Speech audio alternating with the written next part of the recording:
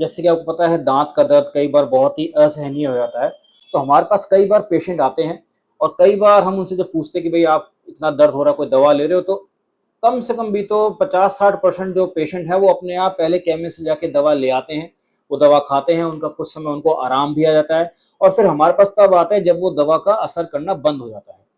ठीक है, मैं समझता हूँ कि ये आपका निजी कारण हो सकता है, लेकिन जो मैं आज आपसे बात करना चाह रहा हूँ वो ये है कि दोस्तों, जब आप पेन किलर बेइंतहा खा रहे हैं, आपने उसके कई पत्ते खा लिए अपना दांत का दर्द का कंट्रोल करने के लिए या कोई और दर्द के लिए, मान लीजिए आपको रेगुलर हेडेक होता है और आप डॉक्टर के पास ना जाके बस एक दवाई ली आपने, फ्लेक्सोन आइबुप्रोफेन वगैरह ली और खा ली।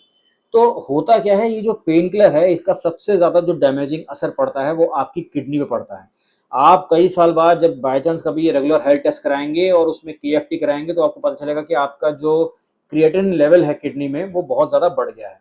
So the pain killer, the most common side effect of pain killer is, एक तो वो पेट में एसिडिटी करता है और दूसरा all the pain killers they get metabolised in your kidneys और फिर वो कहीं न कहीं किडनी पे डैमेज करती है। तो जब भी आप कभी दवाई लें तो मेरी सलाह मान के डॉक्टर की परामर्श के बिना रेगुलर पेन किलर केमिस्ट से जाके मत लीजिए। लंबे समय में वो आपकी किडनी पे असर डालेगा और किडनी का डैमेज इरिवर्सिबल होगा और फिर आप रेगुलर पेन किलर जब आपको ज़रूरत पड़ेगी तब भी नहीं खा सकते। क्योंकि किडनी की जब आपको दिक्कत आती है तो आपकी दवाइयाँ बहुत लिमिटेड हो जाती है, आपकी डाइट है वो लिमिटेड हो जाती है और आपकी पूरी लाइफ लिमिटेड हो जाती है।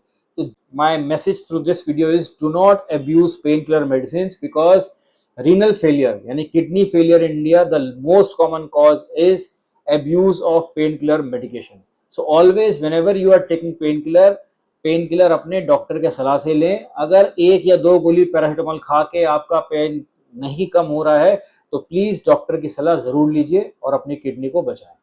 Thank you.